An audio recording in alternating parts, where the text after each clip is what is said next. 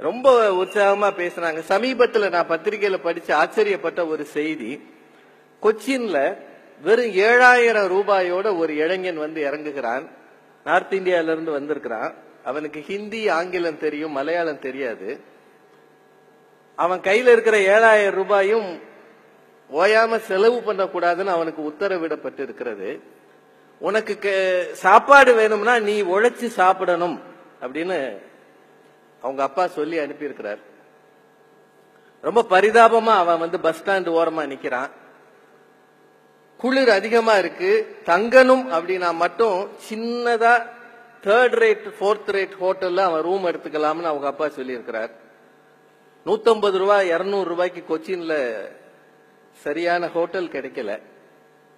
10 ரூபாய் 20 ரூபாய்க்கு தெருவோரத்து சாப்பாட்டை அவன் சாப்பிட முயற்சி பண்றான். மூட தூக்கலாம்னு போறான். அவன் அழகா இருக்கிறத பார்த்து யாருமே சேர்த்துக்க மாட்டேங்கிறாங்க. அப்படியே ஒரு வாரம் அப்படியே தெருவிலேயே சுத்திட்டு கடைசியில ஒரு ரெஸ்டாரண்ட்ல வேலை கிடைக்கிறது. அந்த ரெஸ்டாரண்ட்ல போய் அவன் வந்து ஒரு வெயிட்டரா உட்கார்ந்துருக்கான்.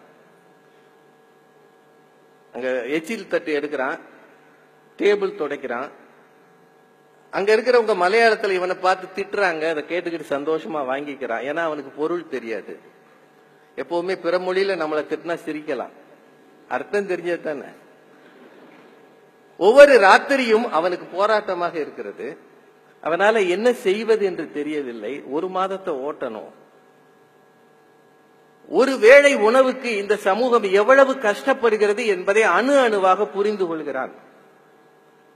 பில்லு கொடுக்கற ஒவ்வொருத்தரும் பணக்காரங்களா வர்றதில்ல. சில பேர் பில்ல வரிசையா பாக்குறாங்க. எது நம்ம சாப்பிட்டதானா வேறவன் சாப்பிட்டது இதுல சேர்ந்து இருக்கான்னு செக் பண்ணிட்டு பில்லு கொடுக்கறாங்க. சில பேர் அடுத்தவன் பில்லு சேர்த்து கொடுக்கற அளவு பணத்தோட வர்றாங்க. இந்த சமூகத்தில் இருக்கிற பல்வேறு விதமான மக்களை எல்லாம் அந்த பையன் பாக்குறான். ஒரு 15 நாள் 20 நாள் கழிச்ச பிறகு அங்க ஒரு ஐடி செக்டார்ல வேலை பார்க்கிற ஒருத்தன் வந்து சாப்பிட வரான். இப்ப இவன் வெயிட்டரா அங்க வந்து நின்று ஏதோ பரிமாறும் போது அவன் இவனை பாக்குறான். இவன் வேற ஆள். இவன் ஒரு சாதாரண ஆள் கிடையாது. இவன் முகத்தை பார்த்தாலும் இவன் பேசுகிற ஆங்கில ஆக்சென்ட் இருக்குல்ல, இது எதுவுமே வெயிட்டருக்கான இடம் இல்லை. இது இவன் எங்க கிடந்த பையன்னு அவனுக்குள்ள ஒரு சந்தேகம் வருது. அவன் இவனை கேட்கிறாடே, நீ ஏன் இங்க இருக்கிற? நீ என்ன படிச்சிருக்கிற? நீ யார்? முதல்ல நீ எதுக்காக இங்க வேலை செய்யற? அந்த பையன் ஒண்ணுமே சொல்ல மாட்டேங்கிறான். ஓகே, நான் வந்து என்னோட ஐடி கம்பெனிக்கு உனக்கு வேலை தரேன். அங்க வந்து இதை விட டீசென்டா எச்சில் தட்டி எடுக்கிற வேலை வேண்டாம், கொஞ்சம் டீசென்டா ஆபீஸ் பியூன் மாதிரி வேலை தரேன். உன்னை பார்த்தா எனக்கு ரொம்ப பிடிச்சிருக்கு, நீ என் கூட வேலைக்கு வர்றியான்னு கேக்குறான். இவன் வர்றேன்னு சொல்லிடுறான். ஏன்னா இவனுக்குள்ளேயும் கொஞ்சம் சௌகரியமா இருக்கணும்ன்ற ஆசை இருக்கு.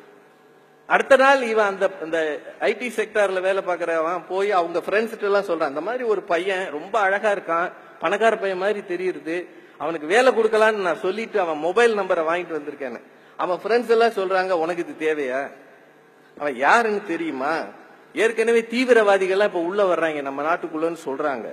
கண்ட கழுதையும் வேலைக்கு வச்சு உன் உயிருக்கு விலை வைக்காத, விட்டுரு அப்படின்றான். அதுக்கப்புறம் இந்த பையன் அந்த ஹோட்டல்ல இருந்து அவனை பலமுறை கூப்பிடுறான். அவன் போனே எடுக்க மாட்டேங்கிறான். அதுக்குள்ள 1 மாதம் முடிஞ்சிருது.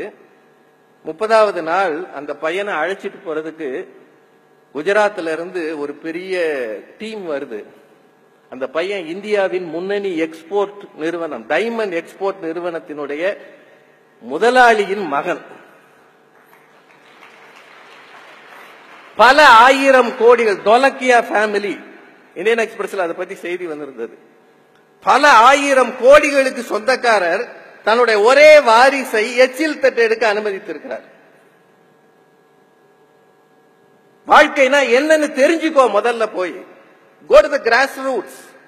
தெருவில் நில்லு. ஒரு பைசாவுக்காகவும் கஷ்டப்படு, ஒரு பைசாவுக்காகவும் முயற்சி செய், ரத்த வேர்வை சிந்து. அப்படி சிந்தி வருகிற பணம் தான் உன்னை உயர்த்தும் என்று அந்த பையனுக்கு சொல்லி தந்திருக்கிறார். அவன் அமெரிக்கால படிச்சவன், அவனோட ஸ்டடிஸ் எல்லாம் யூஎஸ்ல. ஆனா அவன் தெருவில் வந்து கொச்சின்ல எச்சில் இலை எடுத்திருக்கிறான்.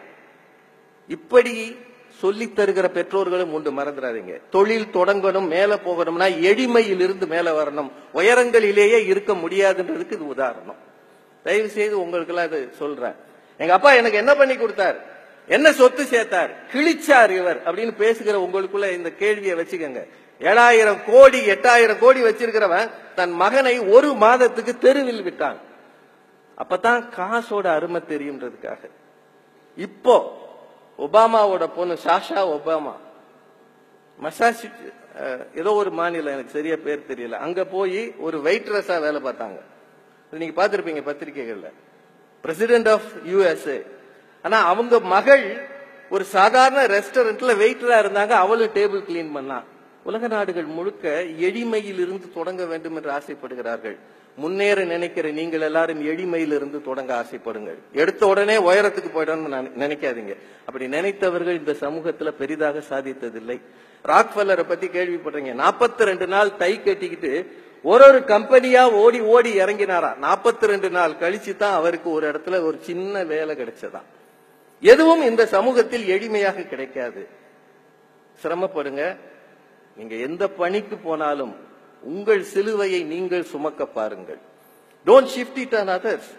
என் வேலையை எங்க அப்பா பாத்துக்கணும், எங்க அப்பால இருந்து நான் வாங்கிக்கணும், அப்படி அல்ல. உங்களுக்குள்ள இருக்கிற தனித்திறமை. வைரமுத்து சாரோடைய திறமையில மதன் கார்கி போய் ஒட்டிக்கல, தன்னோட சுய திறமையில அவர் நிக்கிறார். அதுதான் சிறப்பு, அதுதான் சிறப்பு. உங்க அப்பா போட்டு வச்ச ராஜபாட்டையில நீங்களும் ஓடலாம் என்று நினைக்காதீர்கள். இந்த சமூகம் அதை ரொம்ப நாளைக்கு அங்கீகரிக்காது. உங்கள் சுய திறமை என்ன என்று தேடி பாருங்கள். அது உங்களுக்குள்ளேயே இருக்கிறது. அதுதான் மேடம் சொன்னாங்க, உங்களுக்குள்ள இருக்கிற உங்களை தெரிந்து கொள்ளுங்கள். What is in store for you, அதை உங்களிலிருந்து எடுத்து வெளியே கொண்டு வாருங்கள். எந்த துறைக்கு போனாலும் தனித்துவத்தோடு இருக்க பாருங்கள். லட்சியங்களை விட்டுவிடாதீர்கள். நேர்மையாக இருங்கள்.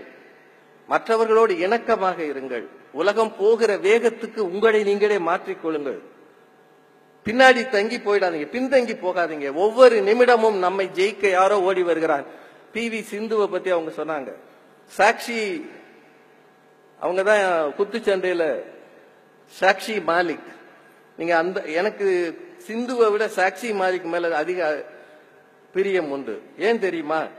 6 நிமிடம் இருக்கிற அந்த குத்துச்சண்டை போட்டியில 5 நிமிடம் 50 நொடி வரை அவங்களை எதிர்த்து போட்டிட்ட அந்த இன்னொரு பெண் தான் ஜெயிச்சாங்க. ஏன்னா அது வரைக்கும் 5 நிமிடம் 50 நொடி வரை சாக்ஷி வாங்கியது 0 பாயிண்ட், அந்த பொண்ணு வாங்கியது 5 பாயிண்ட். ஆனால் 10 நொடிக்குள் 8 பாயிண்ட் எடுத்து ஒரு பெரிய பிரான்ஸ் மெடலை வாங்கியிருக்கா.